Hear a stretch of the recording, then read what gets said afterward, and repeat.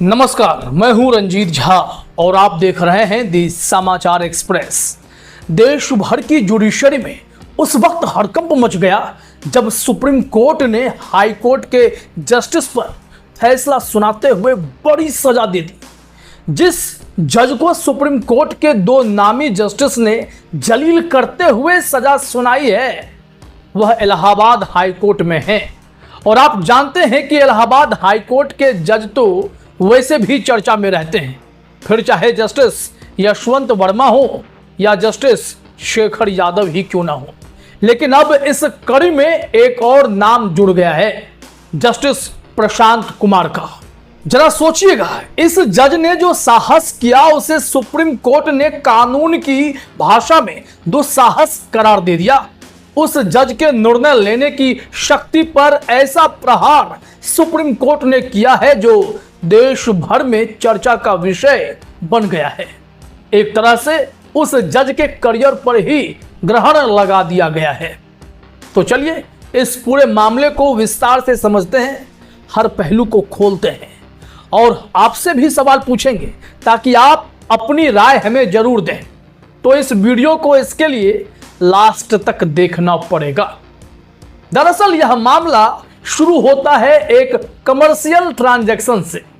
एक company MS शिखर chemicals, जिसने एक छोटे व्यावसायिक फर्म से धागा खरीदा ललिता टेक्सटाइल से, जिसकी कीमत थी करीब 52,34,385 रुपए। इस राशि में 47,75,000 कंपनी ने भुगतान कर दिया, लेकिन बाकी करीब 4.5 लाख से थोड़ा अधिक पैसा होगा जिसका भुगतान नहीं हो पाया था। अब यहां से विवाद शुरू हो जाता है। छोटे फर्म ने मजिस्ट्रेट के पास शिकायत दर्ज की और इसे आपराधिक मामला बना दिया, जिसमें दावा किया गया कि शिखर केमिकल्स ने पैसे नहीं चुकाए हैं।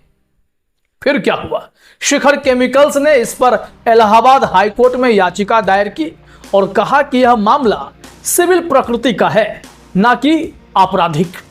उन्होंने मांग की कि इस आपराधिक कार्यवाही को रद्द कर दिया जाए। इस याचिका की सुनवाई हुई जस्टिस प्रशांत कुमार के पास। यहीं से इस जज के लिए मुसीबतें खड़ी हो गई। यह इलाहाबाद हाई कोर्ट में पोस्टेड है, हमने बताया।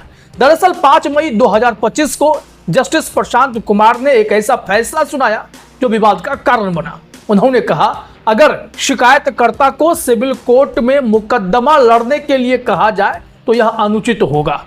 उनकी दलील थी कि सिविल मामले सालों तक चलते हैं और छोटे फर्म के लिए यह आर्थिक बोझ बन सकता है। उन्होंने कहा कि आपराधिक अभियोजन यानी प्रोसिक्यूशन को जारी रहने देना चाहिए, क्योंकि यह शिकायतकर्ताओं के लिए तेज और प्रभावी समाधान होगा। तो जो बड़ी कंपनी थी उन्हें निराशा हाथ लगी, लेकिन छोटी कंपनी के हक में जज साहब ने फैसला सुना दिया। लेकिन यह फैसला सुप्रीम कोर्ट को नागवार गुजरा और 5 अगस्त 2025 को सुप्रीम कोर्ट ने इस पर कड़ा रुख अपना लिया। आइए जानते हैं कि सुप्रीम कोर्ट ने क्या कहा और जज साहब को क्या सजा सुना दी गई।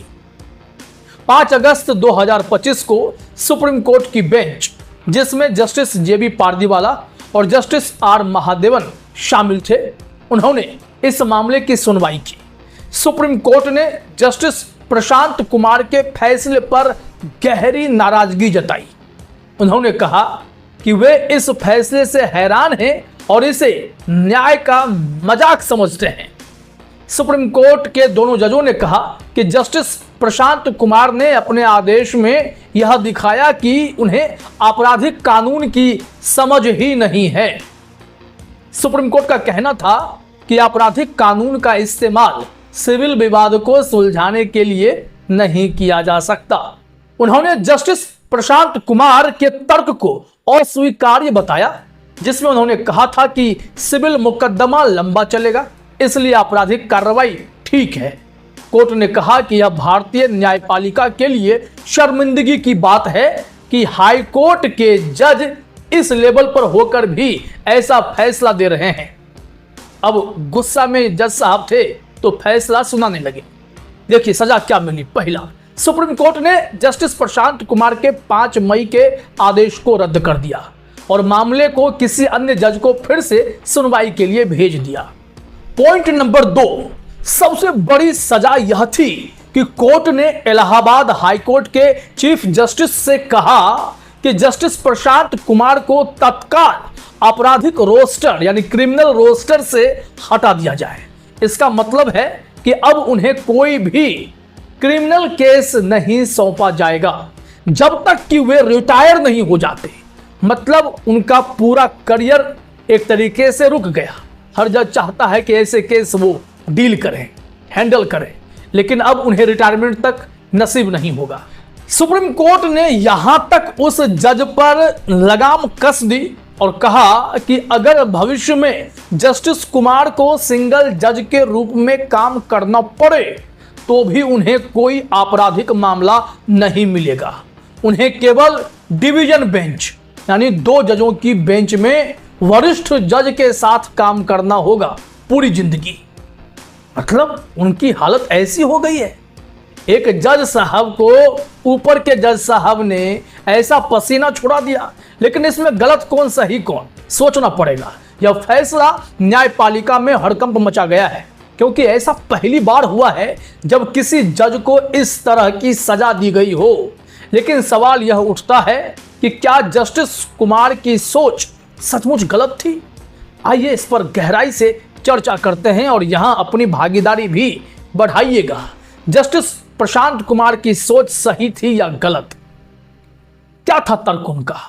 जस्टिस प्रशांत कुमार का तर्क था कि छोटा व्यवसायिक फर्म जो शिकायत करता था सिविल कोर्ट में मुकदमा लड़ने की आर्थिक स्थिति में नहीं था।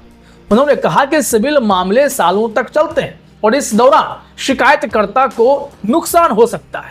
जो वो पैसा मांग रहे हैं, जो वो भुगतान चाह रहे हैं, उसके बदले अलग से उन्हें खर्च लग जाएगा। उनका मानना था कि आपराधिक अभियोजन एक तेज समाधान हो सकता है जिससे छोटे व्यवसायी को राहत मिले। एक नैतिकता के आधार पर उन्होंने सोच अपनी व्यक्त की, लेकिन क्या यह सोच गलत थी? एक तरफ का नजरिया समझिए। कुछ लोगों का मानना है कि जस्टिस प्रशांत कुमार ने गरीब और कमजोर पक्ष यानी छोटे व्यवसायी की मदद करने की कोशिश की। सिविल कोर्ट में तो बड़े बड़े लोग ही जीतते हैं, जहां पैसे और वकीलों की ताकत मायने रखती है। जस्टिस कुमार ने शायद इंसाफ की भावना से ऐसा फैसला दिया। लेकिन जो दूसरी तरफ का नजरिया है यानी सुप्रीम कोर्ट का नजरिया, जस्टिस आर महादेवन और पारदीवाला का नजरिया, उनका कहना है कि यह कानूनी प्रक्रिया का उल्लंघन है। आपराधिक कानून का इस्तेमाल धोखाधड़ी या गंभीर अपराधों के लिए होता है, न कि पैसे की वसूली के लिए। अगर हर सिविल विवाद को आपराधिक बनाया जाने लगा तो कोर्ट्स में अराजकता फैल जाएगी। लेकिन सवाल यह भी है कि क्या सुप्रीम कोर्ट ने जस्टिस प्रशांत कुमार को इतनी सख्त सजा देकर उनके साथ नाइंसाफी तो नहीं की? क्या उनकी मंशा को समझने की कोशिश की जानी चाहिए थी? कुछ सोशल मीडिया यूजर्स ने तो सुप्रीम कोर्ट पर भी सवाल उठाए हैं कि उन्होंने जस्टिस प्रशांत कुमार को अपमानित किया है। आप क्या सोचते हैं? आपको लगता है कि जस्टिस प्रशांत कुमार ने सही सोचा था? उनकी राय सही थी कि केस में घसीटने से अच्छा है कि इसे तेजी से क्लियर करें और इंसाफ हो जाए? ये बात आप भी बताइएगा, क्योंकि सुप्रीम कोर्ट का नजरिया कानूनी है। वो कानून की भाषा के हिसाब से ही जज को खड़े रहने को कहना चाहते हैं।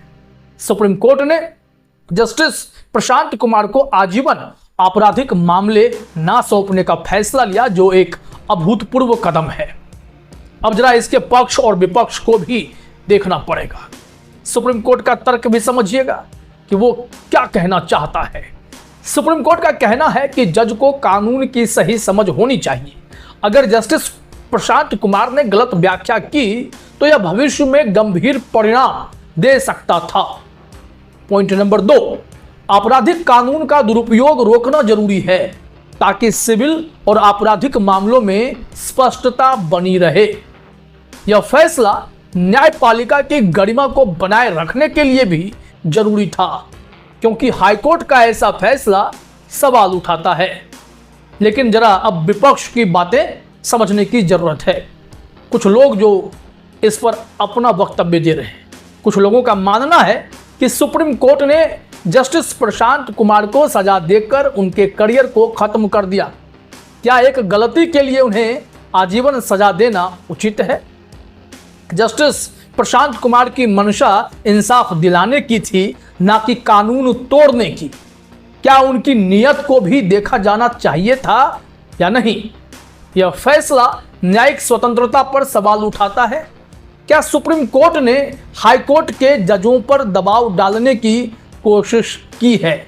जस्टिस यशवंत वर्मा कह गए कि सीजेआई हमारे भाग्य विधाता नहीं हो सकते हैं। तो क्या इस जज के भाग्य विधाता जेबी पारदीवाला बन गए? ये सवाल है। सवाल आपसे, क्या सुप्रीम कोर्ट ने सही फैसला लिया कि जस्टिस प्रशांत कुमार को आजीवन आपराधिक मामले से दूर रखा जाए, या यह जरूरत से ज़्यादा सख्ती थी?